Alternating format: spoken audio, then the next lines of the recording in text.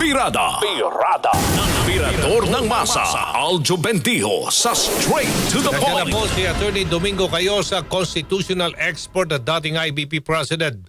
Magandang umaga ho, Attorney Cayosa, sir. Good morning. Magandang umaga po sa ating kababayan. Ano sa tingin po ninyo, Attorney Cayosa, bilang abogado, ang kahihinatnan po ng investigation po ng mga otoridad tungkol sa flood control sa pagkamatay ni Yusek Catalina Cabral na sinasabing malaki ang kanyang dapat na role dito at malaking kawalan sa investigation ang kanyang pagkamatay?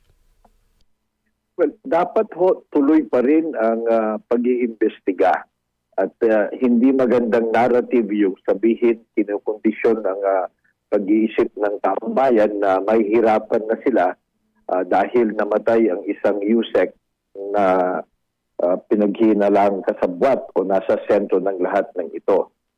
Hindi ho totoo na merong challenge yan dahil namatay siya, hindi siya nagsabi ng katotohanan, hindi siya nakipag-cooperate at of course only truth would have set her free, no? So, pero having said that, marami pa ho namang ibang testigo.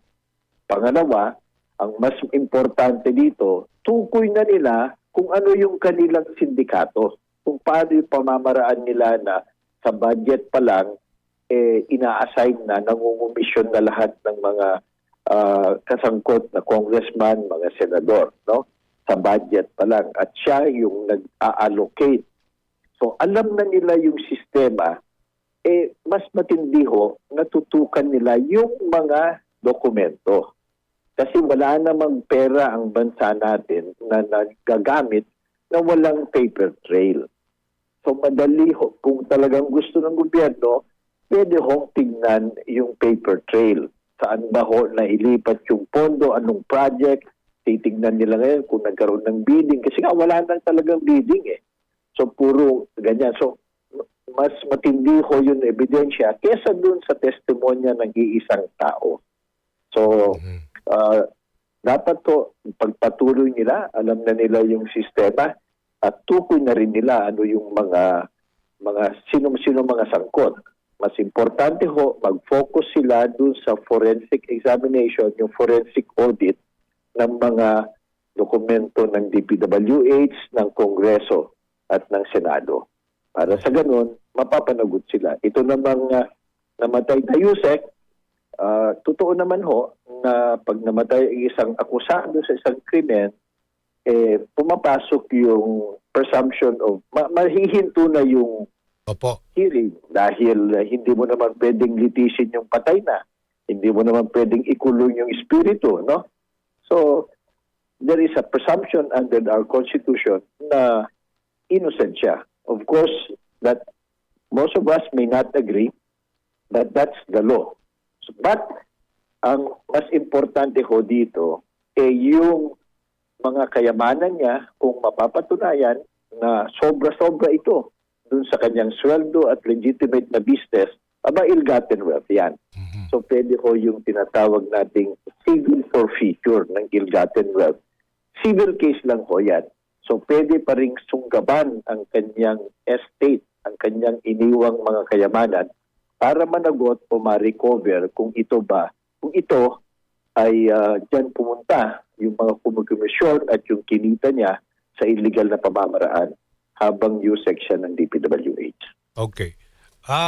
May panawagan din si Congressman Leandro Leviste ng Batangas kay Secretary Dizon ng DPWH na payagan daw isa publiko niya listahan. Meron kasing ibinigay sa kanyang listahan ang namayapang Yusek Cabral. Ito yung complete list daw sa mga sangkot sa budget insertion sa buong bansa. O gaano po katibay itong ebidensya at kabigat ang ebidensyang ito, Attorney Cayosa? Matibay ho yan at mabigat. Lalong-lalo na kung voluntaryong binigyan ng kopya si Congressman Leviste. So, alam ho natin na pinakahalaga sa lahat dito sa mga korupsyon na ito, yung transparency. Di ba? Kasi nagkaroon na tayo ng malungkot na experience nakaraan. Madaming anomalya. Hindi natin alam po ang nangyayari sa investigasyon o sa kaso. Magigising na lang tayo after 10, 20 years, absuelto lahat. Walang naibalik na nakaw na yaman. So ngayon, kung meron naman, napakahalaga ho niyan. Nagtataka nga ako kung bakit hihingi pa siya ng permiso sa secretary ng DPWH. Pwede naman yan, isiwalat na yan. At mas maganda sana kung ilabas nila para ma-evaluate at taong bayan naman, makikita nila kung saan ba patungo itong mga investigasyon ito. Mahirap po na pabayaan natin na sila-silang nakakaalam kasi nga, kung kasabot ang iba sa sindikato, di mamamatay uli ang kaso. Hindi natin alam kung anong nangyari. Alam lang natin na nakawat tayo ng bilyon-bilyon, daang-daang bilyon, pero ngayon hindi na natin alam kung sino nakinabang, sinong nagnakaw, sinong managot. So ang panawagan kay Congressman Leviste, kung totoo man yan, hindi niya kailangan ang permiso ng DPWH Secretary para ilabas yan. At dapat ilabas niya. Opo, okay. So ngayon namatay na ho si Yusek Cabral kung siya po'y napatunayan sanang ongoing naman ang kanyang kaso. So absuelto na siya sa anumang krimen o tama ho ba? Pero sa danyos, no, sa civil case hindi po. How about to sa kanyang mga kamag-anak? Well, una, iliwanag natin, Aljo, no? Opo. Hindi ho siya absuelto dun sa krimen. Hindi siya Okay. absuelto dun sa paratang na nagnakaw siya sa kaban ng bayan. Hindi ho yan. Nahinto lang yung kaso kasi nga namatay siya. Mhm. So, ibang-iba ho yan dun sa absuelto. Hindi ho siya na-absuelto. Namatay ho siya na akusado. Yun ang ibig sabihin. Hindi ho, wag nating palitan ng narrative. Hindi ho siya na-absuelto. Namatay siya, na akusado, na suspect dito sa katiwalaan nito. Pangalawa, yung kanyang mga kayamanan, pwede pa rin hong sunggaban yan ng gobyerno sa pamamagitan ng mga attachment, ng kanyang mga preliminary attachment at eventually forfeiture ng kanyang kayamanan na hindi ma-explain in favor of the Republic. So pwede ho yan, tuloy pa rin ho yan sapagkat civil case naman yan. Mhm. Okay.